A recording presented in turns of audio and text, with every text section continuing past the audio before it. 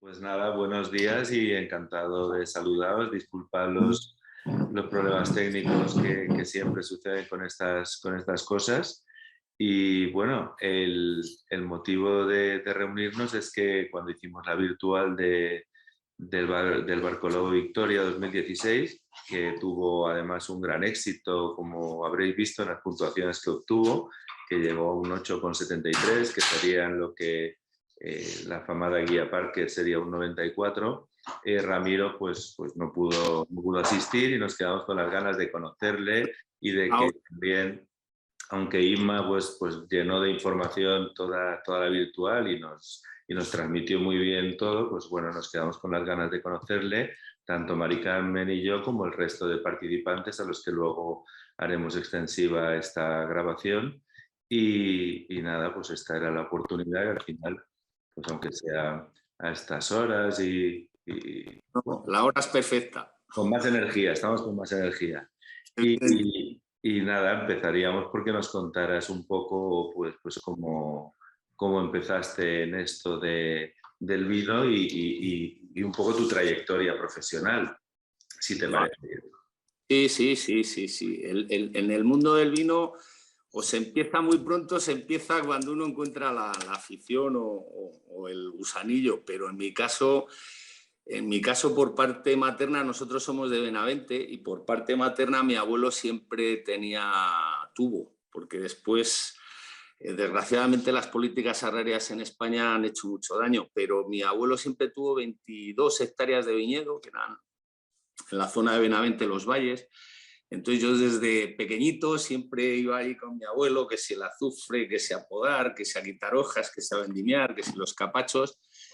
Y es esas cosas o esas actividades que haces de pequeño que se te quedan en la cabeza y sin tú saberlo pues te crean un come que después pues en mi casa pues formativamente todos somos ingenieros de montes. A mí me dio más por el tema paisajístico y me licencié en Blois, en Francia, en paisajismo. Y ya aquí en España, pues a nivel familiar, mira, profesionalmente arrancó en Pago de Carraovejas, un tío mío, junto con José María y más socios, pues monta la bodega Carraovejas. Y en el año 88-89 pues me uno a ese proyecto como segundo enólogo de Tomás Postigo y arrancamos ahí una andadura que en mi caso pues fueron como 10 años. En el año 2000 desaparezco, de ahí me marcho a montar la bodega Museum en Cigales junto a Joseba Altuna.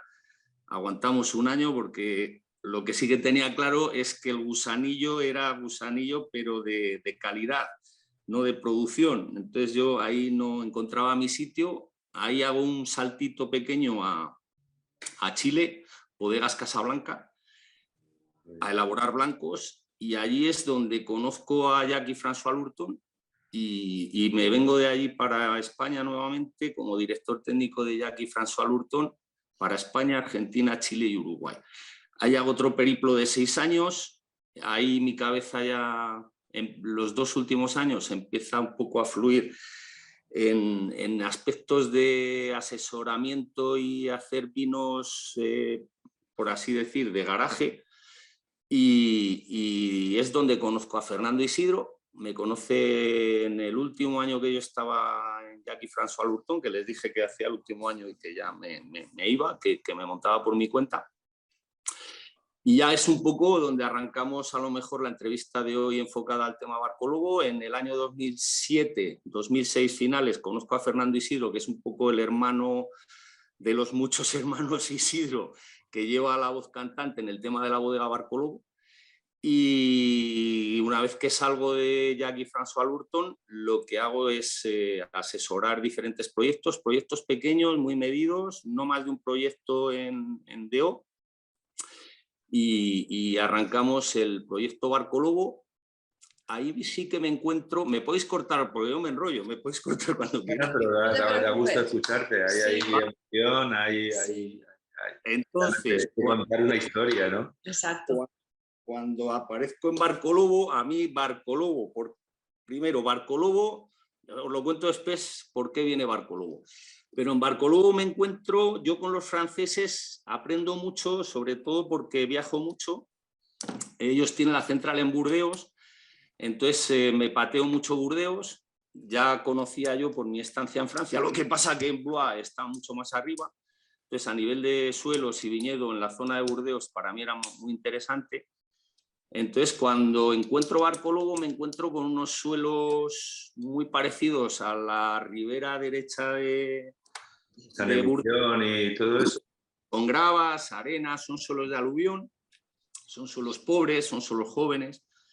Entonces, a pesar de que la viña ya estaba puesta, con mejor o peor criterio, pero estaba ya, me la encontré, no decidí, pero afortunadamente pues son 20 hectáreas, de las cuales 10 son de Tempranillo, 5 de Syrah y 5 de Cabernet. Entonces son variedades que yo conocía, que he trabajado y que se podía hacer por lo menos vinos diferentes solo partiendo de variedades diferentes, porque sí que es cierto que estamos demasiado atomizados y ahí a lo mejor los consejos reguladores tienen un poco de culpa, que está muy bien respetar y preservar las variedades autóctonas, pero sí que es cierto que también los vinos se enriquecen, aparte de por las personas, por el clima, suelo, etcétera, etcétera, también se enriquece con otras variedades. Y si son viables en las zonas de referencia o de DO, pues lógicamente hacemos que el consumidor aprecie o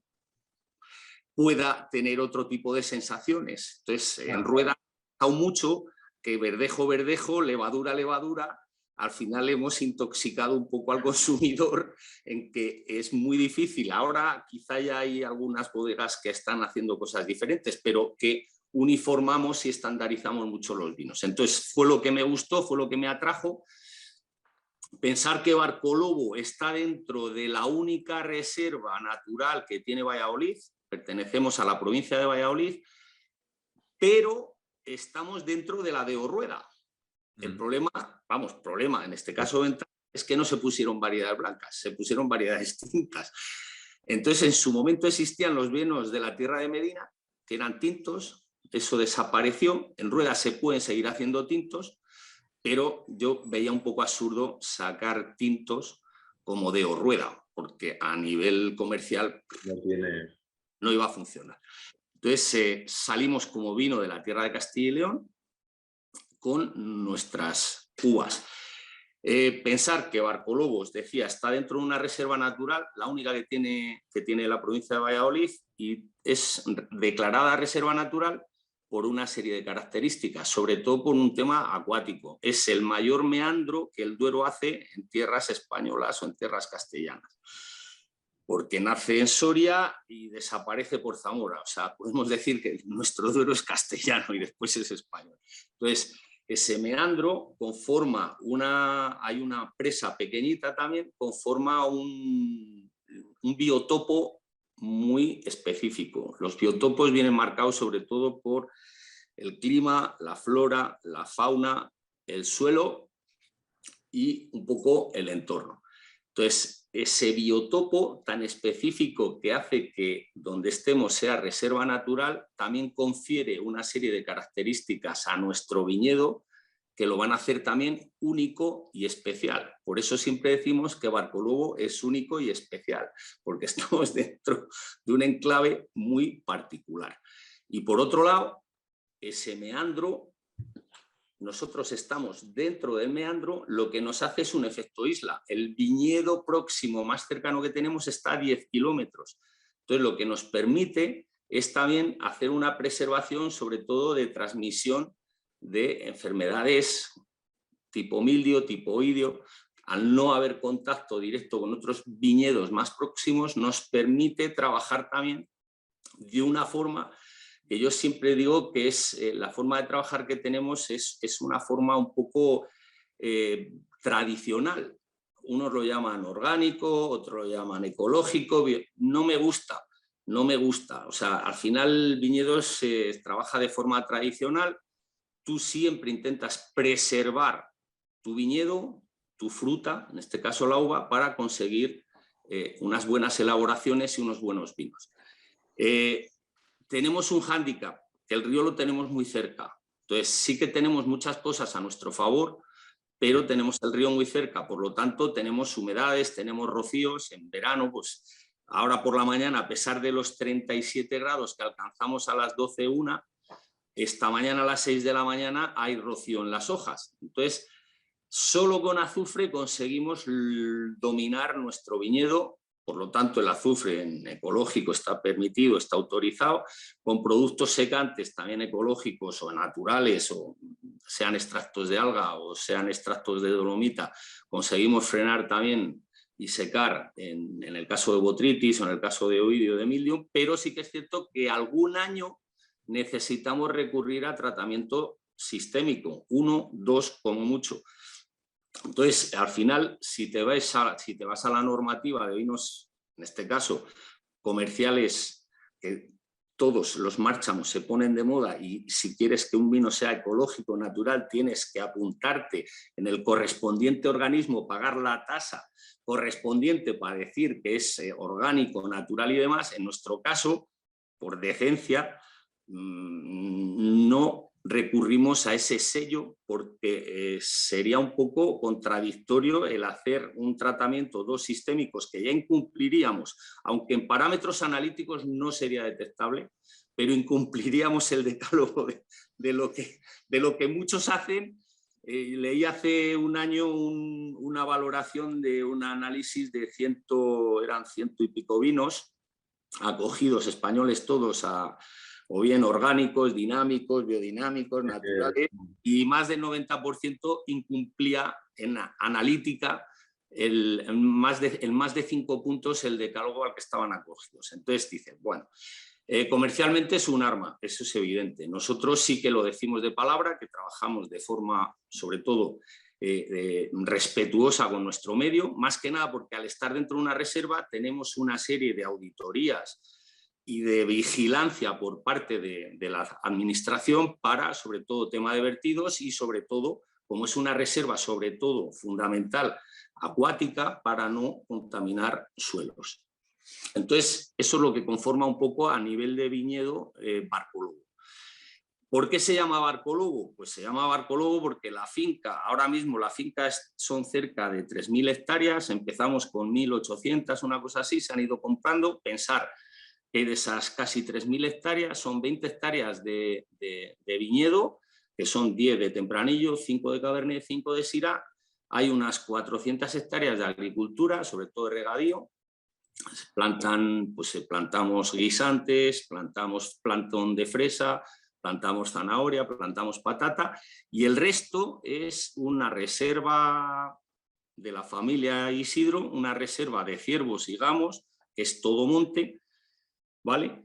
Y se mantiene un equilibrio un poco basado en el vino y basado en la explotación cinegética.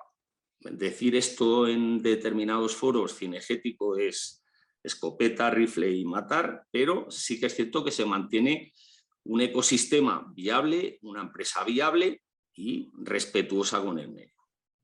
Entonces, dentro de esa finca hay un bajío, es una especie de... no está entre 2 colinas, sino que es un vallecito pequeñito con 2 elevaciones a los lados, que es un paso de lobos que utilizan para pasar el Duero de un lado a otro y para pasar de la zona de regadío a la zona de monte. Pues ese paso se llama Barco Lobo.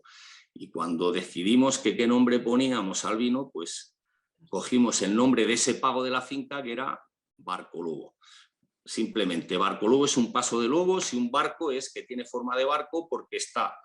es una depresión con forma alargada, rectangular, en forma un poco de proa y popa de un barco. De ahí viene el nombre. Al final tienes allí casi un chateau, ¿no? Porque... Eso es la otra... La isla, al final... El concepto la idea de recogen tradición, que es lo que buscan también. Pues, pensar que la bodega está dentro, la bodega está a 300 metros de la viña, entonces ya nos metemos con un poco la forma de trabajar y de elaborar. Parte de los controles que realizamos, lógicamente, sanitarios, podas, prepodas, deshojados, Al ser un suelo tan pobre, hídricamente no tenemos problema, estamos en un meandro, por lo tanto las raíces pivotan abajo y a nivel de agua no hay problema ninguno.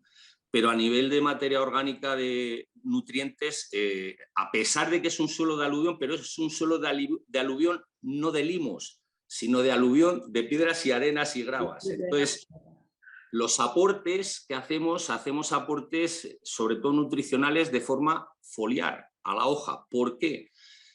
En el suelo lo que hacemos es cultivo espontáneo, sobre todo de alguna leguminosa que hay y sobre todo de gramíneas. Lo que hacemos es dejar una vegetación espontánea. Cuando alcanza determinada altura, lo que hacemos es triturarla y la incorporamos al suelo para aportar sobre todo un mulch, una materia orgánica natural al suelo. Pero al ser tan débil el suelo, se lava mucho. Lluvia, cualquier cosa de enmienda que hagas en superficie, cuando llueve es como un colador, arrastra y se va abajo. Entonces lo que hacemos es sobre todo muchas enmiendas foliares. Aún así, sin quitar las podas, las hacemos más bien cortas, pero aunque las hiciéramos un poquito más largas, el viñedo se autolimita. Las producciones que tenemos estamos en torno a los 3.500, 3.700 kilos por hectárea. Pensar que en variedades tintas, Rioja, Ribera, lo más cercano, estamos en 6.000, 7.000 kilos. Entonces las producciones son bajitas. ¿Qué nos aporta el suelo y qué nos aporta esa característica, sobre todo de no trabajar mucho el suelo? Finura, elegancia. Suelos de arena y gravas aportan compuestos terpénicos, compuestos aromáticos muy sutiles. Suelos un poquito más ricos en materia orgánica y arcillas aporta sobre todo estructura al vino, sobre todo IPTs, vinos muy, muy potentes. En nuestro caso, Barco Lobo, lo que conseguimos son uvas finas, elegantes, mucha intensidad colorante, pero con una estructura media, ¿vale? Entonces, vendimos todo en cajas a mano, cajas de fruta. Lo que conseguimos es, o intentamos conseguir, es que desde que se corta la uva hasta que llega a la bodega no pase más de 1 hora. Entonces, se está vendimiando y continuamente se está recibiendo esas cajas en bodega. Va un tractor a la vez que los vendimiadores, se va cargando las cajas y cuando está la parte, pues son 2 alturas de caja, automáticamente el tractor con el remolque va a bodega para evitar la oxidación sobre todo y la preservación de esos compuestos terpénicos que son muy volátiles. Una vez que las cajas llegan a bodega, se lavan las cajas, se lava la uva, no se tira la uva y se lava racimo a racimo, sino que la caja se deja en el suelo y con una manguera, con una alcachofa de final, como la de la ducha, lo que se hace es lavar todas las uvas para quitar polvo, impurezas y demás. Se meten en una cámara frigorífica que tenemos y lo que hacemos es que lo que vendimiamos hoy lo vamos a procesar mañana. Solamente vendimiamos 5 o 6 horas, solamente vendimiamos por la mañana, arrancamos a las 8 de la mañana y a las 2 paramos. Intentamos aprovechar la temperatura más baja. El refresco, el relente que hace por la noche nos baja la temperatura de la uva, aún así la última uva de las 2 de la tarde nos está entrando ya en 24 o 25 grados, ¿vale? Pero lo que no queremos es vendimiar con más temperatura porque perderíamos muchos compuestos y la uva entraría muy blanda. Entonces, esa uva se lava, se mete a cámara frigorífica, la cámara frigorífica está tarada a unos menos 10 grados bajo cero, lo que vamos a hacer es un salto térmico, robarle ese calor que tiene en exceso la uva hasta conseguir dejarla a unos 3-4 grados. ¿Qué conseguimos con eso? Conseguimos, por un lado, endurecer el ollejo y por otro lado preservar un poco todos esos compuestos que queremos y que queremos preservar. ¿Cuál es el proceso más agresivo al que sometemos a la uva? En cualquier bodega, el despalillado. Con la uva fría es como la piel nuestra. Ahora en verano a 37 grados nuestra piel es flácida. En invierno la tenemos tersita. Pues la piel de la uva pasa lo mismo. Al estar más endurecida y más tersa, al despalillar, que es un proceso agresivo que es separar la uva del escobajo, pues conseguimos que esa uva quede entera prácticamente, que no esté rota. Y por cinta transportadora llenamos los depósitos con esa uva. La uva, el trabajo en viñedo, hemos dicho que es muy respetuoso, muy natural, muy ancestral, o sea, no hemos inventado nada. En la bodega vamos a intentar, con metodología y tecnología moderna, hacer lo mismo. No trabajamos con bombas, trabajamos la gravedad, trabajamos con cintas, intentamos preservar lo máximo posible la uva, la fruta. Entonces llenamos, despalillamos, la uva cae entera a una cinta transportadora, nuestros depósitos son depósitos pequeños de 10.000 litros, son depósitos que llamamos siempre llenos, son 3x3, 3 de alto por 3 de ancho, más o menos. La tapa es una tapa única, redonda, gigante de 3 metros, lo que hacemos es quitamos la tapa, inertizamos los depósitos, trabajamos mucho con gases. Esa es experiencia mía, sobre todo en Chile, se trabaja mucho con gases para las variedades blancas, para inertizar nitrógeno, carbónico, y con los franceses eran muy maniáticos y en eso lo hacen bien. Tiene otras cosas que, por ejemplo, cuando vas a Burdeos ves esos suelos de barrica con gravas y unos micelios de 2 kilómetros y dices, coño, ¿esto qué es? En España somos más limpios. Bueno, ellos crean ahí su ecosistema. Claro. En este caso los gases los dominan muy bien, entonces lo que hacemos es inertizar los depósitos con carbónico, el carbónico es más pesado que el oxígeno, desplazamos el oxígeno, entran las uvas en un medio inerte y entran en el proceso de despalillado suelen ganar 2-3 grados, entran por debajo de 10 grados, normalmente entran entre 6 y 8 grados de temperatura al depósito las uvas. Y lo que hacemos ya ahí es dejar que de forma natural se equilibre esa temperatura con la temperatura ambiente que tenemos en la bodega, que suele estar, la bodega la tenemos refrigerada, suele estar entre 16 y 18 grados. Una vez que alcanza esos 16-18 grados, las propias levaduras que tenemos indígenas en el ambiente tanto de la bodega como las que han quedado atrapadas, a pesar de haberlas lavado, por así decir, que han quedado atrapadas pegadas al ollejo, son las que van a iniciar la fermentación. Levadura espontánea, levadura indígena. No tenéis que hacer ninguna selección, ya tenéis comprobado que funcionan bien, las que se quedan, y manda la de la bodega y por tanto... Están ahí en un entorno aislado, claro, privilegiado, con lo cual... Y ahí, porque no entra nada. Cuando vas a muchas bodegas y te dice levadura indígena, y dice, hostia, No. ¿estás seguro? Sí, yo creo que el 90% igual no, pero el 80% creo que es mentira, porque si yo estuviera en Rueda o estuviera en Ribera, que asesoro bodegas y hago otros vinos, pues cuando tienes muchas bodegas alrededor y muchas viñas, dices, no, tienes que estar muy seguro que esa levadura indígena va a hacer algo positivo. En este caso, como la bodega se hizo nueva, que la bodega es el antiguo granero que había en la finca, donde se metía el grano, que está pegado justo a la vía, a la antigua vía, bueno, todavía sigue vigente.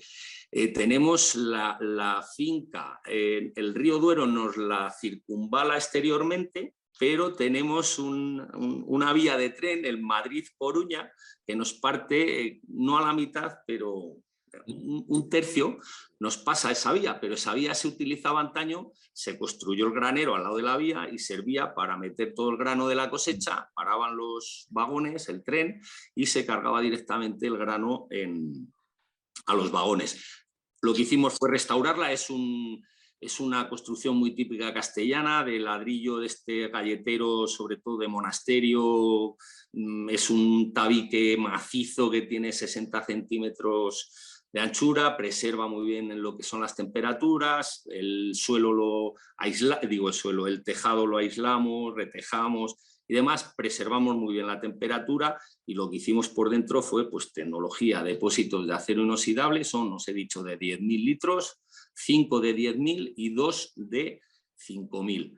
Y después tenemos 3 tinas de madera de roble francés de 5.000 litros para fermentar y hacer malolácticas, que ahora os explico, y después barricas de 225, 400, 500, bueno, trabajamos diferentes volúmenes para ir buscando un poco el equilibrio madera, fruta, vino. Fermentamos, como os decía, espontánea, se equilibra. Una vez que arranca la fermentación, lógicamente suben las temperaturas por la actividad de las propias levaduras. Los depósitos son todo camisas, entonces temperatura de fermentación estamos a 24 grados como mucho, es la de crucero. Dependiendo del año puedo hacer un pico a 30 para hacer alguna extracción un poquito mayor, depende de cómo haya venido el año. Y la fermentación mes 20, 15, depende del año climático. Este año las fermentaciones van a ir como cañones, porque las uvas van a ir muy cargadas de todo. Cuando hace calor, normalmente las actividades son mucho más rápidas. Entonces, a lo mejor hay que bajar las temperaturas un poco más para, sobre todo, a lo mejor intentar alargar esas fermentaciones y poder extraer lo que queremos de los ollejos. Y nada, una vez terminada la fermentación alcohólica, prensamos es una prensa neumática muy pequeña, 0,7 bares, no meto más presión. Sangramos, separamos el vino de prensa del vino de fermentación y a partir de ahí, depende del año, se puede juntar el vino gota con el vino prensa o si no va por separado. Y las malolácticas las hacemos todas en las tinas de madera o en las barricas de segundo y tercer año. Hasta ahí, como cualquier bodega. Preguntar si queréis si pasamos a los vinos. Eso de que tenéis como un pequeño chateau, de que veo que también la idea pues recuerda bastante por las variedades a lo que tú has contado de Burdeos, por los sucos también. Luego, las uvas son todas vuestras. Todas, 100%. Lo cual facilita... Hubo un momento que sí que hacíamos aporte, sobre todo porque el viñedo tiene, ahora mismo el viñedo se plantó lo primero en el 2000 y lo último 2001. Entonces estamos con viñedos de 21, 20 años, más o menos. Hicimos en algún momento dado, estuvimos metiendo sobre todo tinta de toro vieja, metíamos unos 7.000-8.000 kilos para reforzar un poco nuestras uvas, sobre todo por la juventud que tenía. Llevamos 3 años que el 100% de nuestra uva es lo que procesamos y es con lo que elaboramos. ¿Y este año cómo estáis augurando la cosecha? O sea, ¿cómo estamos... ¿Cómo veis? Por eso lo pregunto, porque este clima que estamos teniendo este año es un poco complicado. Venía perfecto, a ver, viene perfecto, hay uva, hay racimos. El problema es que está haciendo muchísimo calor y la planta, por un lado, está en parada técnica por temperatura.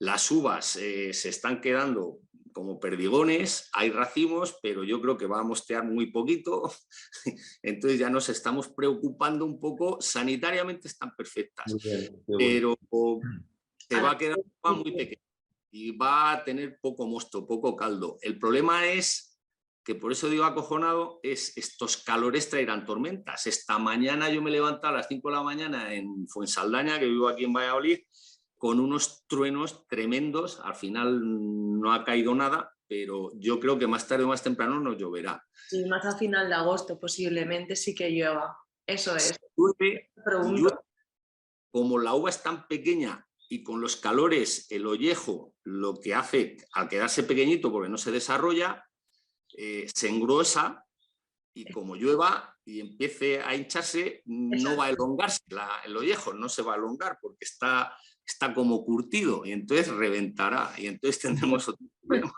En esa zona ya vivís siempre mirando esas últimas o esas primeras tormentas de final de verano, digamos, ya es habitual en Ribera del Duero e incluso en Rueda. Este año pues más porque se está yendo mucha agua hacia arriba y supongo que hay más miedo a que vaya a venir eso, porque encima suele venir pues cuando menos te lo esperas. Sí. La decisión del día de vendimiar va a ser un poco, a ver hasta cuándo aguanto. ¿Hasta cuándo aguanto? Porque... Pero saldrá. A ver, en nuestro caso, es que se unen muchos problemas. esto está cambiando, no solo la guerra de Ucrania, Rusia, los chinos. Aquí en España, bueno, en España yo creo que en casi toda Europa, ¿cómo vamos a vendimiar a mano? No, ahora mismo mi preocupación es buscar cuadrilla para que me vendimien.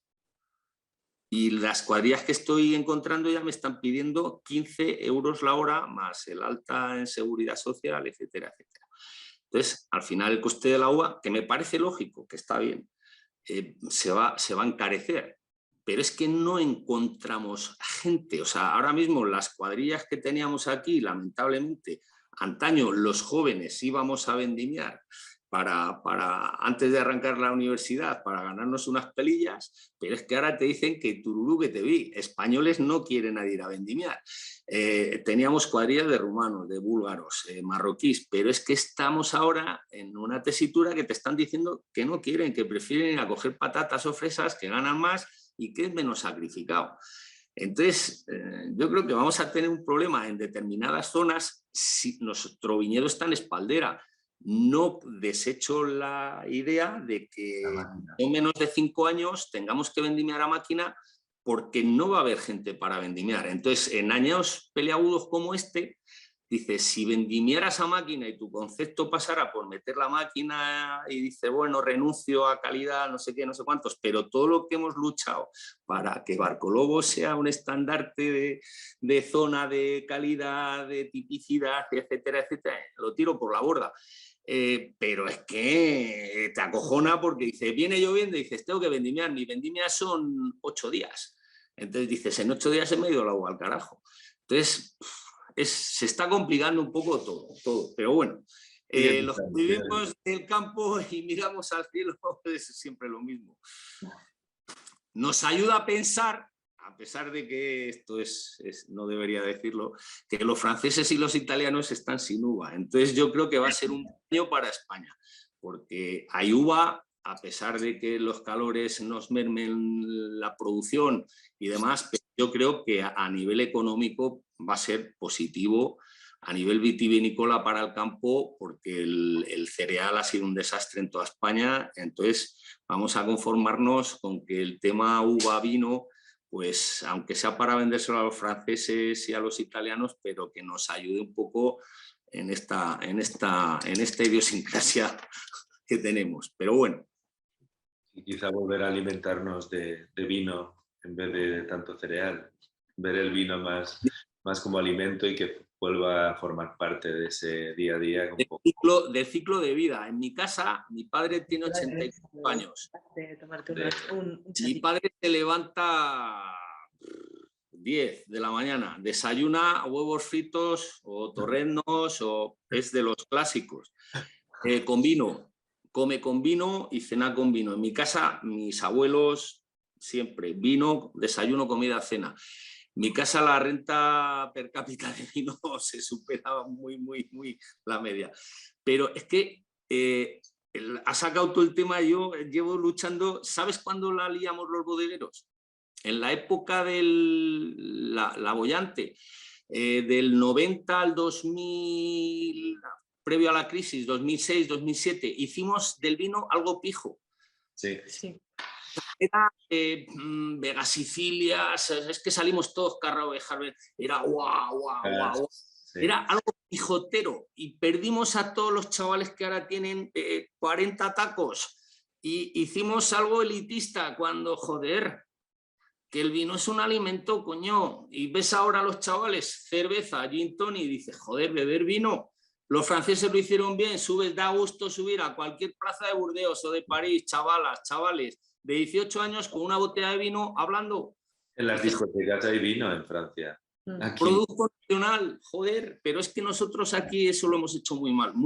Que fuera beber, en esa época, beber en porrón, por ejemplo, se puso mal, o beber en otros recipientes, beber en vaso, cuando toda la vida se había bebido, porque beber vino no es lo mismo que catarlo, y beberlo Exacto. Como una bebida natural. Pues hace poco hablaba con Weinman, con Joaquín Bauzá, no sé si, y me decía el hombre, no, yo empiezo por el porrón y para disfrutar un vino tengo que, porque es beber ver, y a veces nos hemos olvidado un poco de ese concepto, y lo que tú dices, empezamos con lo de las marcas y vinculamos el mundo del vino al lujo, a las copas, y encima con todas las palabras técnicas que nos vinieron de fuera.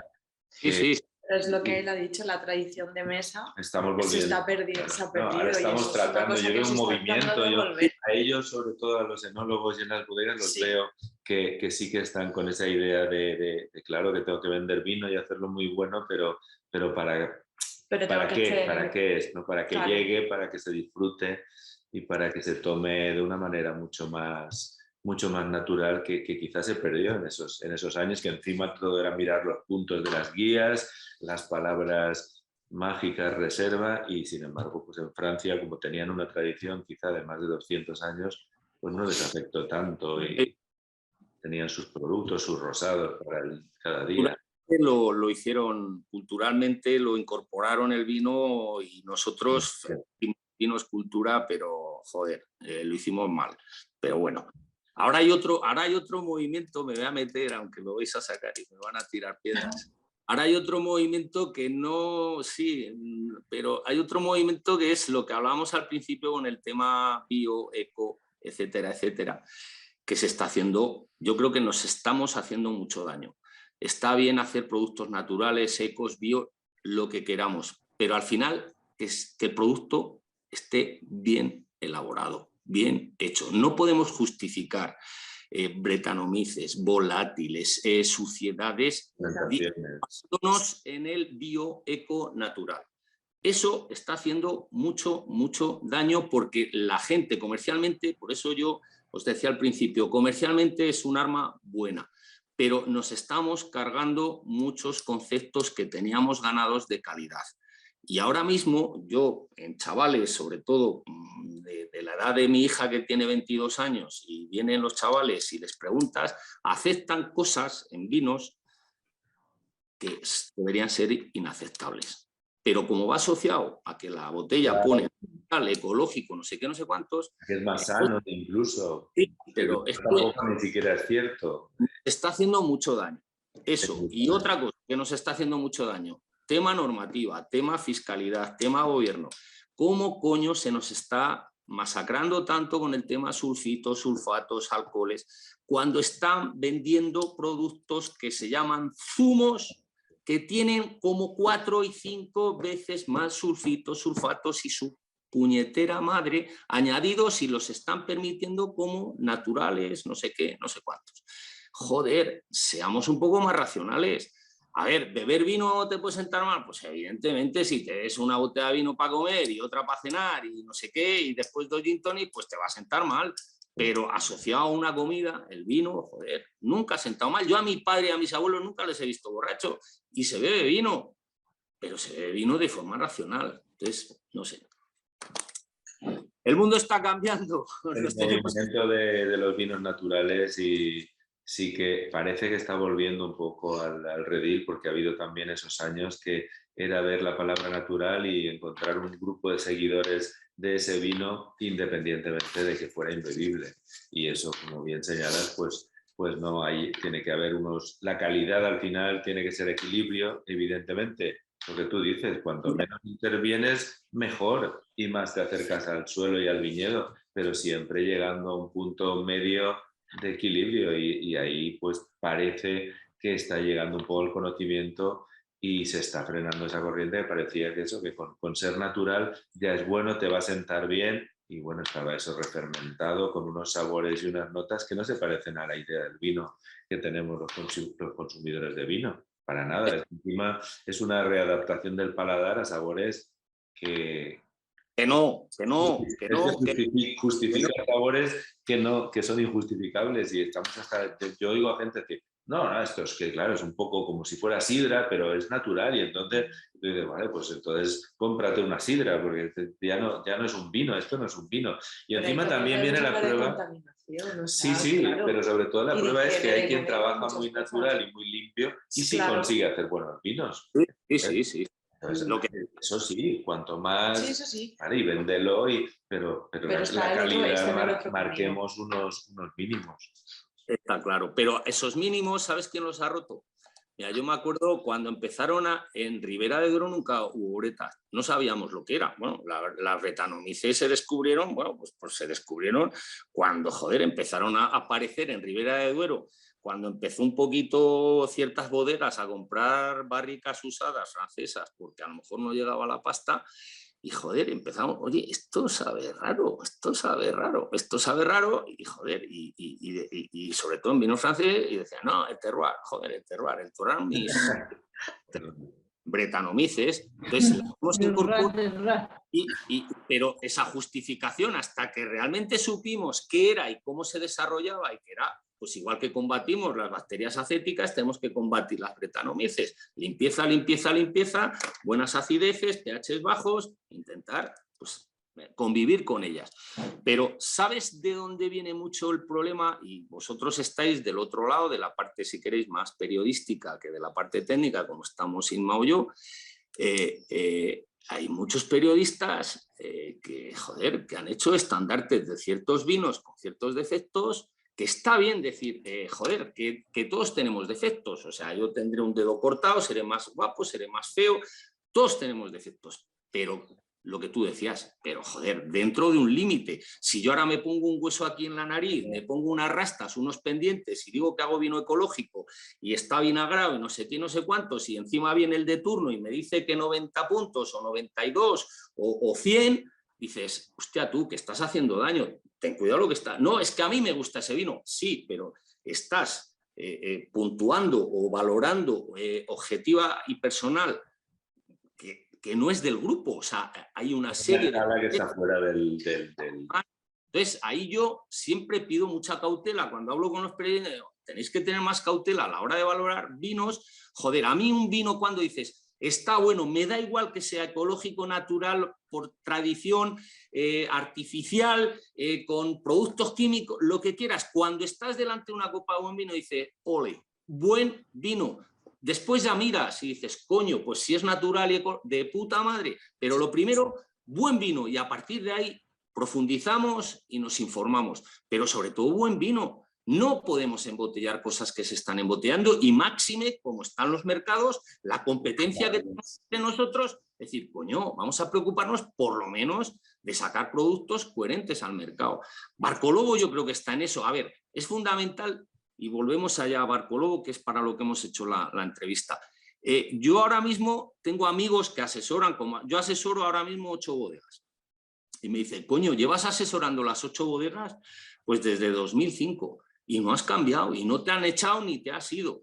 ¿Por qué? Digo, joder, porque busco proyectos sólidos, que haya un respaldo económico detrás por parte de familias, en este caso de Barcolobo, o por parte de propietarios, que te dejen hacer y que haya pozo y peso. Entonces, asesorar, pues podría asesorar proyectos grandes, podría ganar la hostia, pero al final dice, oye, mira, con mi edad y demás, y después de toda mi andadura, digo, yo quiero proyectos que me... O sea, no concedo entrevistas, o sea, yo nunca soy protagonista, me cuesta que ponga el director técnico Ramiro Carbajo, que no, el vino es el director técnico, probar el vino, y cuando lo probéis, digáis, coño, ¿qué vino? ¿Quién está detrás de esto? Vale, pero el vino es el protagonista, el vino y sobre todo la familia o la propiedad que hay detrás, sujetando un coste económico muy alto para poder hacer cosas interesantes, como sucede en Barcolobo. Al final, en Barcolobo llevamos, el primer vino que sacamos de forma experimental fue el 2007. Estamos en 2022 a las puertas de vendimia. Llevamos muchos años y nos está costando mucho, ahí da fe Inma, del trabajo que cuesta hacer marca, hacer labor, que conozcan el vino. Joder, muy bueno, pero es que se llama Barcolobo, no se llama Pintia o no se llama, yo qué sé, de Rafa Palacios o Álvaro Palacios. Entonces, al final, que mucha gente, joder, tenías que explotar más tu trayectoria y demás, digo, que no me da la gana. O sea, no podemos hacer atajos. El vino tiene que situarse por la calidad y lo tenéis que situar vosotros. Y el consumidor en global, el que lo cata diga, coño, buen vino, lo pido. Pero ese trabajo cuesta mucho sacrificio y sobre todo mucho esfuerzo económico, porque detrás de un gran vino tiene que haber un gran trabajo en la viña, en la bodega. En Barcolobo lo estáis consiguiendo. Y un claro ejemplo fue los resultados de la cata virtual. Porque los vinos, yo conozco la bodega desde En hace este muchos caso. años. Es Sí. cierto que incluso el nombre hace muchos años llamaba la atención y era La curioso, etiqueta clásica es muy limpia, llama pero, la atención. pero yo noto en los últimos años un crecimiento hasta el punto de que este vino, que vamos, creo que ya debemos de pasar al vino porque nos has Sí, contado el sí, entorno, nos has contado la bodega y creo que con toda la claridad y lo que necesitábamos, pasamos a los vinos y a mí este vino en concreto, que es el que probamos en la virtual, el Victoria, me pareció Excelente. un vino excelente, con un precio muy razonable para lo que ofrece, con una elegancia y una finura muy de la actualidad, además con equilibrio entre ser un vino con cierta potencia y con cierto cuerpo, pero por otro lado muy elegante y muy fino, muy, pues ya sé que quizás suena mal el concepto, pero los que llevamos muchos años bebiendo, pues muchas veces hemos tenido la referencia de Francia en algunos vinos y un poco pues que creo que es buena y que ya no es que sea de Francia, porque quizá en España pues en este momento se esté elaborando, sobre todo en esta gama de precios, mejor que allí, en muchos casos, o al mismo nivel, completamente. pero estos vinos ofrecen una calidad que a ciegas pues sorprenden mucho porque es un vino muy elegante, muy fino y bueno, pues os damos la enhorabuena porque además lo probaron muchísimos catadores en aquella ocasión y la nota es muy alta para un vino de esa gama de precios. Y tanto cuando lo hemos probado también aquí en catación, Sí, en los sí. paneles siempre ha sacado una buena, Entonces, una nota os alta. felicitamos y bueno, pues seguimos hablando un poquito de los vinos si quieres, porque Sí, Y de los proyectos que podáis tener en exacto. bodega. Cuando tú llegaste ya estaban las variedades Sí, seleccionadas, es decir, ya había sí, Syrah y estaban. Entonces, pero estaban y es como cuando haces algo sin saberlo y lo haces bien. lo haces bien, Entonces, eso te iba a decir, por eso porque yo, por ejemplo, encontraste lo que buscabas, ¿no? el, el, el punto todo tempranillo, realmente, encontró un Me pones un poco tesorito. de merlot y ya todo. lo que pasa que el merlot, joder, mira, yo te iba a decir, el cabernet de Syrah y el merlot lo trabajé en Carraovejas y hostia, el cabernet Syrah y el merlot, pensar que el Duero Peñafiel está más arriba, nosotros estamos más abajo y era de cada 5 o 6 años coger una vendimia buena y el resto era estar luchando contra que si había corrimiento de flor, que si no sé qué, que si se quemaban las uvas.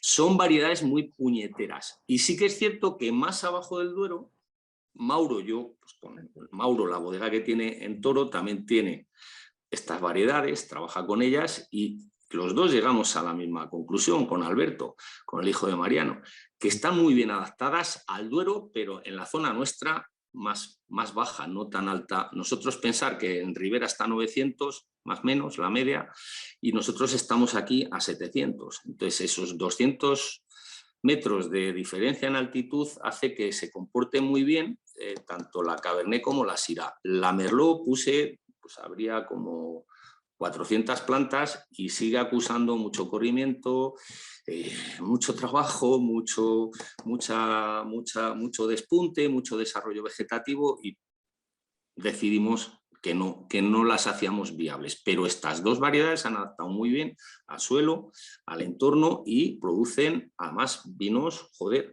súper aromáticos. O sea, la Cabernet madura, estamos hablando que una Cabernet en Ribera ahora con el cambio climático les madura mejor, pero en el año 90, 91, 92, conseguir que en Carraovejas entrara el Cabernet con 13, 13,2, era un triunfo. Y ahora están ya 13,5, 14. Nosotros aquí estamos 14, 14,5, algún año incluso 15. Entonces son variedades que se han adaptado muy bien, que maduran, que sobre todo a nivel piracínico no haya esas piracinas en el Victoria. Pensar que el Victoria es más o menos tiene un 70, depende de la añada, 70, 75% de tempranillo y el resto es 12-15% Syrah y el resto Cabernet. Y no es piracini, no encuentras las piracinas ni del Cabernet ni de la Syrah. O sea, está maduro, son taninos elegantes, taninos firmes. No es un vino demasiado estructurado, pero sobre todo con las barricas. Intentamos trabajar mucha barrica nueva para darle un poquito más de estructura Y Es Es un elegante. buquet Sí, compacto, redondito, elegante. sí. que las crianzas son largas, el Victoria está entre 14, la media son unos 14, 15, algún año hemos sacado 16 meses de crianza en barrica, pero después está 2 años antes de salir al mercado, 2 años en botella. Por lo tanto, sale completamente afinado, redondo, listo para consumir, listo para descorchar. Posiblemente haya un pequeñito pero, que eso lo sabe Inma a la hora de temas comerciales, que es, os he dicho antes, que suelo trabajar en reducción, trabajo con gases. Intento que el vino entre en contacto con el oxígeno lo menos posible. Los niveles de oxígeno disuelto que tengo en el vino son muy bajos. Estamos hablando de entre 0,3 y 0,4 miligramos por litro. En un vino normal estás hablando de 0,8, 1 miligramo por litro. Entonces, tiene muy poquito oxígeno. ¿Qué nos pasa? Que alguna vez cuando descorchamos, si servimos inmediatamente a la copa, está cerrado, necesita respirar. Entonces es conveniente siempre o bien decantar o bien abrir la botella con cierta antelación para que capte ese oxígeno que le falta y el vino se espese. Pero esa falta de oxígeno lo que también hace es que, no falta de oxígeno, esos pequeños aportes de oxígeno que tiene el vino, lo que hace es también hacerlo más longevo, que sea menos oxidativo. Por eso nuestros vinos, pues, y ya entramos en la comparativa que tú me hacías, yo he catado vinos franceses con el nuestro y, joder, es que es la leche, pero con añadas de 2011, de 2010, que dices, carajo, unos chocolates y unas sensaciones que dices, esto es de la zona, pues, lo que hablamos antes, de la zona de Burdeos, de zonas muy concretas. Dices, no, esto es de Barcolobo, esto está en Castronuño, provincia de Valladolid. Dices, no jodas, esto es imposible. Entonces, es un poco ese biotopo que teníamos, que os decía al principio, de ese clima, ese suelo, esa flora, esa fauna, que conforman junto con las variedades, nos hace ser diferentes, especiales y sobre todo también muy afrancesados. Es que es un vino muy afrancesado, pero es que es la tipología para los que hemos consumido vinos franceses. Dices, coño, esto tira para allá, no tira para Duero, no tira para Rioja, no, tira para el otro lado, más arriba. Los lácteos tampoco aparecen de una manera que son habituales en Ribera, pero creo que la gracia vuestra ha sido ver esa oportunidad en ese territorio, ¿no? Correcto, es encontrar esa isla que hemos encontrado con esas características y el acierto involuntario de esas variedades, porque yo le decía a la familia Isidro, digo, joder, si hubierais puesto las 20 hectáreas de verdejo, habéis amortizado la bodega, tendríais imagen, tendríais nombre y estaríais vendiendo todo a otros precios, pero ahí hicieron esa apuesta y bueno, nos ha costado más tiempo, pero yo creo que estamos llegando o que hemos llegado. Ahora es un poco hacer estas cosas con vosotros para darle más publicidad, que llegue a más gente y que las ventas de Inma crezcan para que sigamos haciendo proyectos diferentes. Ahora, en bodega tenemos el Victoria, nuestro estandarte, que es un crianza, por así decirlo, si recurrimos a los conceptos que un poco todos tenemos de crianza reservas, que no me gusta tampoco porque no me encorseto. O sea, al final, a los 14 meses está el vino, lo sacas, lo embotellas y ya está. Si hay que esperar, esperamos. 16 meses esperamos. Por encima del Victoria, por debajo del Victoria algún año, vamos a empezar por debajo del Victoria algún año hacemos un tinto joven que se llama La Rinconada, que normalmente viene de las zonas, fijaros que os decía que tenemos 3.700 kilos, 3.800, 3.500 por hectárea, pero hay unas zonas en la finca que llegamos a 4.000, 4.500 kilos. Son zonas muy concretas que es una parte, la parte más baja de la viña, que hay un poquito más de materia orgánica y la producción es un poco más alta. Pues de esas zonas, normalmente en años, por falta a lo mejor de esa, no de maduración, sino de concentración, pues utilizamos esas uvas para hacer nuestra Rinconada joven, que se caracteriza sobre todo por ser color muy vivo y muy, muy frutal. Utilizamos las barricas nuevas para envinarlas con ese vino y quitarles un poquito la resiedumbre de la madera nueva, y sale con 3-4 meses yo no hablo de crianza, sino de un paso por barrica para conferirle un poquito más de gracia sin que la madera sea persistente o que se note en exceso.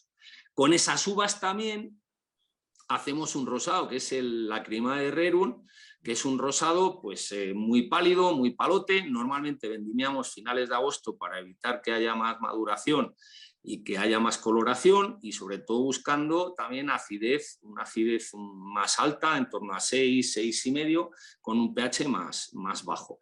Y yo creo que hemos conseguido, la botella es preciosa, la botella es una pasada, la imagen es buena. Lo que pasa es que bueno, los rosados, os sigo a muchos de vosotros, están de moda, pero después la realidad es que el rosado se ve muy poco. En la zona nuestra de Valladolid se consume mucho porque tenemos cigales al lado y se ve grandes rosados, pero después salir al mercado nacional sí, pero internacional rosado, joder, cuesta mucho, cuesta mucho.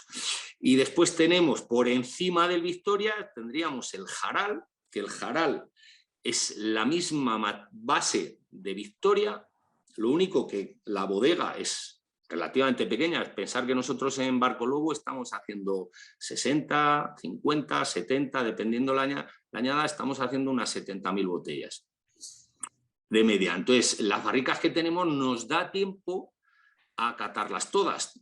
No, todas las semanas no catamos todas, pero todas las semanas catamos una partida de barricas. Entonces, lo que vamos haciendo en esas partidas de barricas, lo que vamos haciendo es marcar las barricas que nos sorprenden. Entonces, como vas catando, vas marcando, vas haciendo marcas, y cuando tienes X barricas con determinadas marcas que te han gustado, pero no porque sea el vino diferente, sino porque posiblemente el tonelero haya hecho algo diferente, o ese día la madera estuviera, yo qué sé, más inspirada, o el tonelero más inspirado. Al final esas barricas son las que dejamos para hacer nuestro Jaral, con una crianza más larga. Cuando sacamos el Victoria a los 14, 16 meses, lo que hacemos, esas barricas marcadas se sacan aparte y compramos nuevamente barrica nueva, y esas barricas separadas entran a hacer una crianza hasta los 20, 19 meses en barrica, hacen otros 4 meses en barrica nueva. Ese sería nuestro top. Y después experimentar, que me decís, cosas nuevas y demás. Experimentamos con verdejo de la zona, de secano, experimentamos con nuestras uvas, haciendo fermentaciones integrales de uva en barricas de 400. Lo que pasa, a ver, cuando empiezas a hacer experimentos, yo siempre digo, con gaseosa y en casa. Lo tienes que tener muy medido, muy pensado, porque sacar producto nuevo es positivo, pero tiene que estar testado, replicable o no replicable, pero a lo mejor que tenga cierta continuidad. Y después, según están ahora los mercados, pues dices, estamos más abogando por asentarnos, eliminar definitivamente nuestro Rinconada, centrarnos en nuestro Victoria y subirle un peldaño más todavía, y en nuestro Jaral. El rosado impepinable es espectacular y es potenciarlo más y el blanco no... El blanco sí, pero nos cuesta más porque, a ver, la propiedad y yo coincidimos, o yo y la propiedad, pero es la propiedad y yo, bien dicho, coincidimos en que no queremos un verdejo al uso. Hay muchos. Belondrade ya existe. Están haciendo cosas nuevas algunos. Caraballas, por ejemplo, está haciendo cosas positivas con otras variedades, también en ecológico. Ahí sí que tienes un producto ecológico certificado y encima positivo. Pero encontrar estamos haciendo muchas pruebas en barricas de 500, en barricas de 300, en barricas de 400, con ollejos, sin ollejos, con racimo, sin racimo, moviéndolia, pero nos gusta. Comparo mucho cuando hablaba Vega Sicilia hasta ahora, que si no saca un verdejo, un vino blanco, perdón, no un verdejo. En su momento hizo muchas pruebas con verdejo que no llegaron.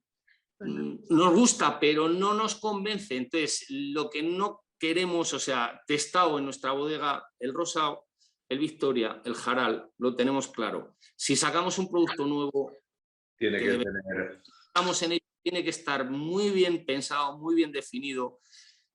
Estamos posiblemente apostando más, lo que pasa que me cuesta con la propiedad. Irma también es de mi cuerda. Un monovarietal Cabernet, un monovarietal Syrah. Tenemos un Cabernet fantástico y un Syrah fantástico. Estamos ahí con envejecimiento, vamos. Yo pienso que por ahí van los tiros en lo que estamos haciendo ahora mismo, que lo más probable, pues que lo más factible que salga un monovarietal Cabernet y un monovarietal Syrah.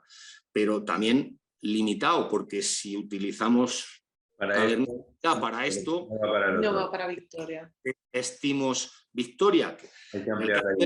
Son las 3 variedades, que es lo que me faltaba deciros. En el caso del Jaral son las 3 variedades a un tercio, o sea, un tercio tempranillo, un tercio Cabernet y un tercio Syrah. O sea, de todas esas que escogemos, lo que vamos buscando después es que sean proporcionales en los varietales, y creo que hemos conseguido un equilibrio de las 3 fuerzas muy positivo, porque mantiene la línea de Victoria, sin embargo, con un buquet más. Otras aportaciones que hacen esas otras uvas que como tú has dicho, se nota que están muy adaptadas ahí, que ya realmente pues son propias, porque ni la Syrah da la idea que a veces tenemos de la Syrah, ni la Cabernet da, pero en conjunto sí que hay un aporte de el frescor vegetal, bueno, un poco la estructura de la Syrah y esas notas un poco más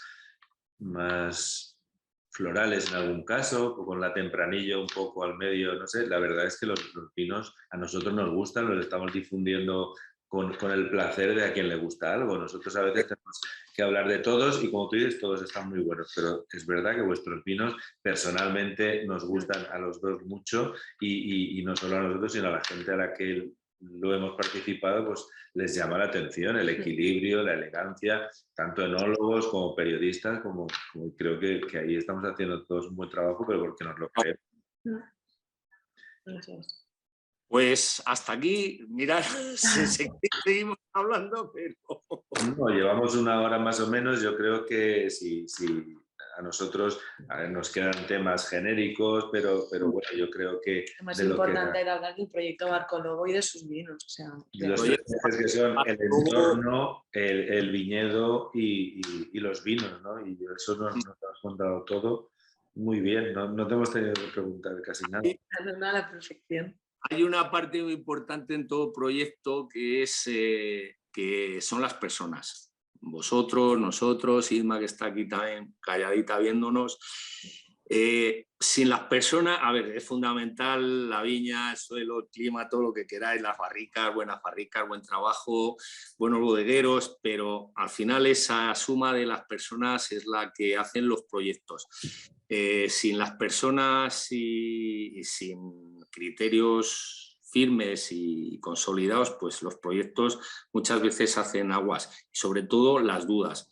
Entonces, cuando tienes algo es apostarlo, crecerlo, que es un poco la apuesta de Barco Lobo. Ahora es consolidarnos en los mercados, tanto nacional como en internacional, consolidar la marca, seguir invirtiendo, no en tecnología, me dice Fernando Isidro muchas veces. ¿Qué necesitas? ¿Qué necesitas? Digo, si no necesitamos nada, si a nivel tecnológico tenemos todo. Sí que a lo mejor pues necesitamos que el año climático sea mejor, que encontremos gente para vendimiar a mano, una serie de cosas que ya no están en nuestra mano. Los proyectos estos pequeños, que es lo que os decía antes de los proyectos que llevo, pues son proyectos pequeños, involucrar a las personas, involucrar a la propiedad, y es lo que los hace, yo creo, que grandes, porque el resto... pues si das calidad y das imagen y das constancia, al final llegas, pero es muy duro, muy duro. Hablabas tú antes de las guías, y yo ahí soy muy crítico con todos los que hacen guías, que le digo, mira, guía del 98, abre la página 53, guía del 2020, abre la página 53, ¿cuántos vinos hay? Hostias. Dices, pues solo hay 2 diferentes, el resto son los mismos. Somos muchos, sí que es cierto. Cada vez hay más bodegas, cada vez hay más vinos y cada vez es más difícil catar todos los vinos.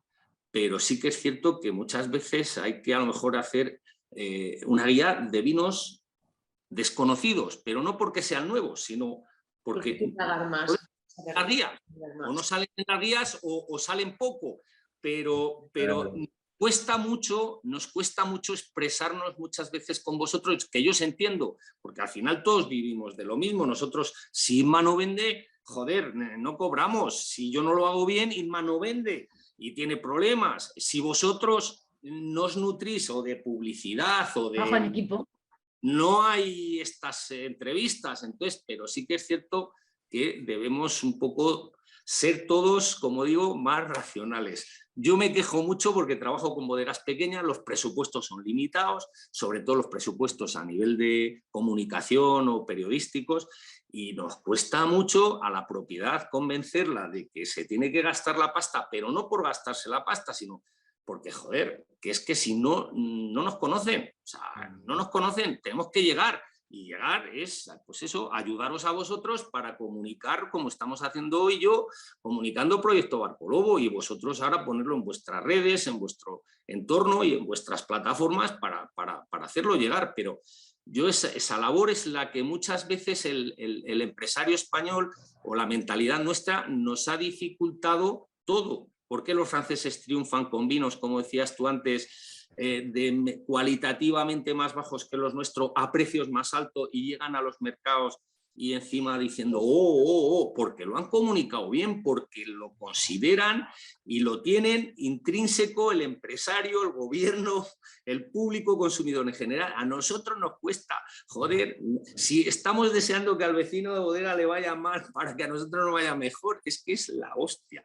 Pero bueno, la parte comercial no lo sé, pero nosotros los que sí que comunicamos el vino, sí que creo que tenemos que asumir también esa parte de responsabilidad de poner en valor lo que realmente tenemos entre manos. Es cierto que hay detrás un negocio y que al final tenemos que cobrar a final de mes y que a veces tenemos que difundir cosas que nos gustan más o menos, pero sí que creo que hay una responsabilidad de, al menos los que luego catamos, bebemos y hablamos de vino, pues de poner en valor eso, porque creo que durante unos años pues eso, se ha vendido más el producto que por fuera, y el tratar de venderlo que realmente difundir, oye, bébete, prueba, claro, disfruta esto, que con un precio que cualquiera puede comprar vas a obtener un placer muy grande, aunque nunca llegues a saber lo que han tenido que trabajar Ramiro y Inma y todo el mundo y toda la...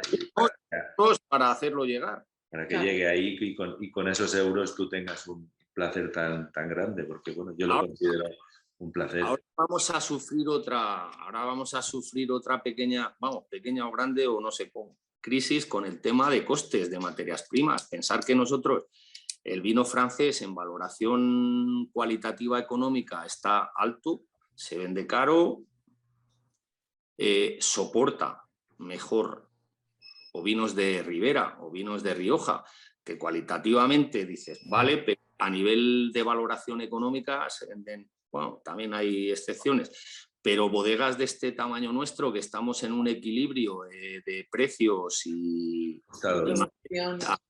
ahora mismo pensar que esa botella que enseñabais de Barco Lobo, Victoria, que costaba esa botella, el cristal, solo lo que es el cristal venía costando unos 34 céntimos. Esa misma botella, ahora mismo, que las hemos comprado, ahora mismo están costando 52 céntimos.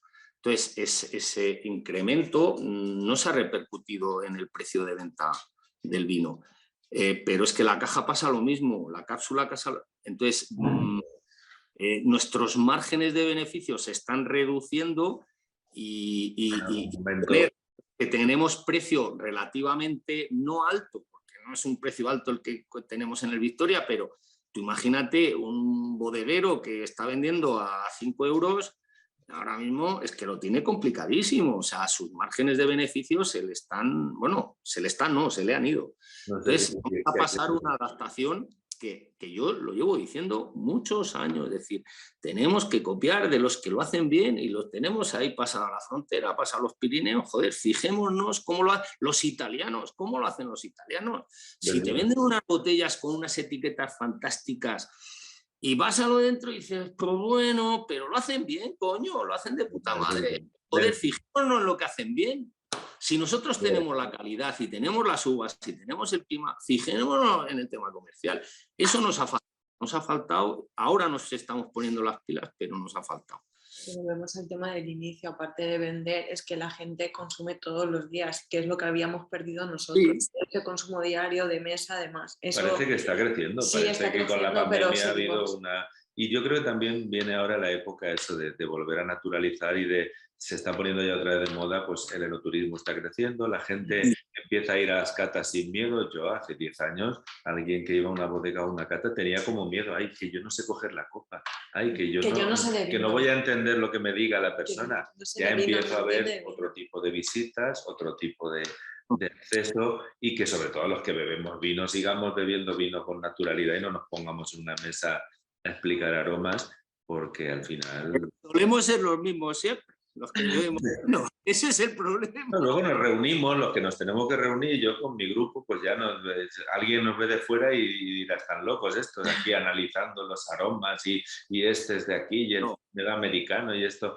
Pero eso está bien para los frikis, para los que nos volvemos locos, pero luego hay que beber vino cada día con el placer del trago y ese te lo da. Yo, cuando doy alguna clase, coopero con el Instituto de Investigación de la Viña del Vino en la Universidad de León, y cuando le doy alguna clase a los chavales que están haciendo viticultura o enología o agrónomos, y le digo, vamos a hacer hoy una cata peculiar, y vamos a hacer una cata Coca-Cola, Fanta Naranja, Fanta Limón. El que sepa distinguir, Ramiro, no me jodas. Digo, sí, vamos a hacer una cata. Cuando disipan los carbónicos de la Fanta Naranja, la Fanta Limón, la Coca-Cola y los aromatizantes, lo dejas 15 minutos, disipan. ¿Sabes lo que es? Tú cierras los ojos, so pena que seas un consumidor habitual. Azúcar. Cola o de Fanta Naranja, Fanta Limón, pues le tapas los ojos y entonces dirás, prueba, ¿qué es? Coca-Cola. Y ves risión general de todo el foro. Y dice, no me jodas. ¿Esa la voy a hacer yo? Es Fanta de limón. Es tan subjetivo el cerebro, la vista, todo, que lo que tú decías. Vamos a las catas y yo digo, esto huele, como decía... Sí, todo. Ya huele a enaguas de monja. Aquí huelen las enaguas. Joder, dices cualquier burrada y al final todos dicen, hostia, es verdad. Es verdad. La pelota de cable, sí, es verdad. En la copa y dice, joder, Ramiro nos ha engañado, esto no huele a eso. Entonces son tan subjetivas que creas una sugestión que al final, es decir, ser libres, eso sí, que lo que bebáis os guste. No penséis si sabe o huele a rosas o sabe que os guste, punto, que la sensación bucal, nasal, que sea placentera. ¿Y cuál es tu vino preferido? Digo, si no tengo vino preferido, si estamos en un buen ambiente, pues un día te apetecerá un rosado, otro día te apetecerá un tinto, pero que te sepa bien ser libres. Ese es el problema que en su día encorsetamos y era la cata, no sé qué, que por eso había esos miedos. Pero ahora mismo yo lo único que pido es ese conocimiento que vosotros y que mucha gente a nivel divulgativo es los defectos de un vino. Es decir, hemos corrido, mira, yo en mi vino personal he cambiado el tapón, llevo ya 5 años poniendo Dian. Y mucha gente, y amigos sobre todo, me critican, digo que no, que estáis liados, los equivocados sois vosotros. Mi tapón Dian vale más pasta que un corcho natural. El tapón Dian vale más pasta que un corcho natural en determinada calidad. Y dices, ¿por qué lo pones? Digo, lo que no estoy dispuesto a es que después de todo el sacrificio que hacemos en Barco Lobo, para que el vino sea la leche, para que el etiquetado vaya perfecto, para que todo vaya bien, que ahora llegues a una mesa de un restaurante, descorches, y que el comensal, por su poca base informativa o que no sepa apreciar un taponazo, pero sí que sabe que le sabe mal, y dice, hostia, esto sabe mal. Dice, Barcolobo es una mierda, sabe mal. A sus amigos va a decir, oye, no pedís ese vino, que eso es una puta castaña. Ese es el problema que debemos evitar los bodegueros. Es decir, vamos a intentar que no pasen esas cosas, que no se estandaricen ciertos conceptos de vino, como hablábamos antes, que pues este vino no huele, como me han dicho, a sudor de caballo. Y dice, entonces, este vino no está bien. Joder, vamos a dar ciertas cosas, más que nada para que vaya todo perfecto. Y eso, mira, yo tengo, joder, cuando hago catas, y ya con esto si queréis acabamos, cuando hago catas con sumilleres en restaurantes o en formativas aquí en Valladolid, en la escuela de sumillería y demás, digo, o sea, te haces el WineSec 1, el WineSec 2, el WineSec 3, sabes inglés, te has ido a no sé dónde, te has ido al culo del mundo a aprender de vinos. Y ahora resulta que vas al restaurante en el que trabajas, dices, déjame la carta, y empiezas. Tiriri, tiriri, tiriri, dices, hostia, tú, ¿para qué te has formado? O sea, tienes los vinos clásicos de toda la vida. O sea, caballo ganador seguro. ¿A eso te has formado? ¿Para eso te hemos enseñado? ¿Para eso te has educado? Joder, tanto te has formado, has viajado. Joder, innova, metes vinos diferentes, que estén bien, que te gusten. Esa labor divulgativa todavía no se ha dado el paso. Prefieren apostar sobre caballo ganador, apuesta segura, pues los de siempre, por los clásicos, pues un Roda, un Muga, un no sé qué, un Carraovejas, un Pintia, un Alión. Pero es que... Penoso, joder. Es lo que jóvenes, coño, apostar, si os habéis formado, si tenéis el conocimiento, meter incorporaciones nuevas, pibes nuevos. Pero es lo que él ha dicho, si la familia hubiera querido plantar verdejo, ya lo hubieran pagado todo. Pues claro, es una decisión. Yo conozco sumiller, el otro día hablaba con una chica y le decía, oye, que en blancos tienes esto, aquello, y dice, sí, y lo que no tengo es ningún verdejo, porque si pongo verdejo me lo consumen todo y no me prueban la Chenin, ni me prueban las garnachas blancas, ni me prueban, la gente viene y me pide el verdejo económico.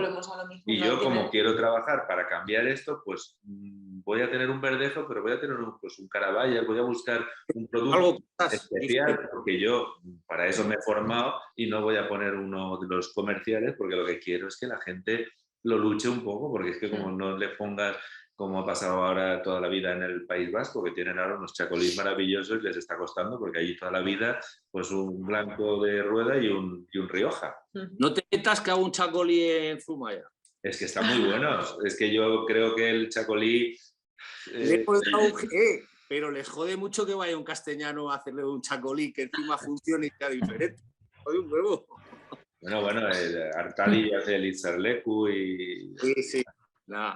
El chacolí está fantástico, pero hasta en el propio País Vasco pues, les ha costado muchos años darse cuenta y lo usaban de otro modo. Pues, como pero volvemos siempre a la raíz. ¿Sabes por qué ha costado? Mira, el chacolí es de mucho consumo patrio. O sea, nosotros exportamos mucho, pero se vende mucho en el País Vasco. Pero el problema es que cuando nosotros salimos hace 7 años con un concepto completamente, o sea, es Ondarribi Suri 100%, con un concepto diferente a lo que existía, bien elaborado, gravedad, sin suciedad, acidez equilibrada, maduración equilibrada. El propio consumidor de zona decía, esto no es chacolí, porque lo que quería era suciedad, quería precipitación, quería... Dices, una acidez desbocada. Estaba acostumbrado. Me he dado cuenta de que el otro, joder, me sienta mejor, no es tan ácido, no lleva tanto sulfuroso. Entonces dice, coño, que esto es bueno, pero es que era el propio consumidor el que evitaba que se desarrollara un producto mejor, que es un poco lo que nos pasa, que si acostumbramos con lo que hablamos antes de los vinos ecológicos naturales y demás, a defecto de que no avanzamos, que vamos para atrás. Entonces, en el chacolí esa revulsión ha sido positiva y ahora está funcionando. Probablemente estáis haciendo muchas catas y sobre todo las publicaciones apostando, es decir, el cambio en chacolí. Y sobre todo también con el cambio climático, que nos está ayudando mucho en que nos madure la uva, que pase de 10 grados y medio, 11, pase a 12, 12 y medio. Que es un poco... Es malo, en otras pues está siendo positivo. Y... hablábamos de grados y de cambio climático. Joder, nosotros en Rioja, Riberas, acuérdate que hace no muchos años, 13 y medio, decías, de puta madre en la etiqueta. Ahora, como no tengas 14 y medio, joder, ya estás acojonado. Es que no me madura. Es que, ¿cómo que no te madura? Yo creo que nos dejamos también influenciar mucho, pero... Sí, ahora estamos con el cambio de moda demasiado. Pero bueno. Pues nada, yo me tengo que ir a trabajar un rato, ¿eh? Sí, aunque sí, estamos claro. trabajando. Nos ha dado muy poco trabajo. O sea, No, pero ha sido muy agradable hombre, conversar no. contigo, escucharte. Nos lo has dicho todo. Además, como tú dices... Lo de la otra vez es que mi hijo tuvo ahí un percance y bueno, pues no pude, que fue una lástima, pero Nada. bien hablar y que dejáis hablar y que dejáis expresar también un poco. No, y claro. que hemos hablado de muchas cosas, aparte de Arcologo. Y las que nos han quedado, que seguiríamos hablando. Bueno, pero si ya tenemos para otra ocasión, podemos quedar y volver a hablar. Oye, no, yo imagino que Inma os habrá invitado a la bodega, supongo que deberíais venir. Sí. Iros para que veáis que lo que decimos no es mentira, porque ahora, mira, este Ramiro se ha inventado todo. No, además da ganas de ir. La verdad es que la visita a bodega, la gente cuando viene queda encantada y dice, es que no se parece a la visita de ninguna bodega. No, El otro día el entorno que tenéis tiene que ser mágico y acogedor y no solamente los vinos. Lo que nos contáis da muchas ganas por eso, porque es algo diferente y desde luego como encima nos gustan los vinos, pues yo creo que seguro que os vamos a dar una sorpresa. Y organizamos algo. Y lo organizas. La mejor época es septiembre, que este año estaremos en Vendimia sí o sí, porque yo creo que viene a pesar de que hemos dicho antes. Viene pronto. Y después tenemos también, en septiembre es la berrea de los ciervos que tenemos en la finca, para verlos, para escucharlos, que es otra cosa que también es atractiva. Muy bien. Iremos. Pues muchas gracias, encantado. Muchas gracias. Y seguro que Un habrá placer haber hablado con vosotros. más oportunidades. Muchas gracias, José, María Carmen, por darnos la oportunidad de contarles el proyecto Arcologo, bueno, en este caso Ramiro. Se ve toda la pasión que pone. Difusión, porque a la gente le gustó mucho el vino y creo que hay un interés por vuestra bodega que merecido y que bueno, que ahora al oír además a Ramiro transmitir su idea de lo que hay, de lo que hace el vino, pues creo que aún crecerá. Crecerá y seguro que quieren ir a visitar. Muy bien. Bueno, pues nada. Gracias. Nos vemos. Nos vemos pronto. Hasta luego. Hasta luego en verano. Igualmente.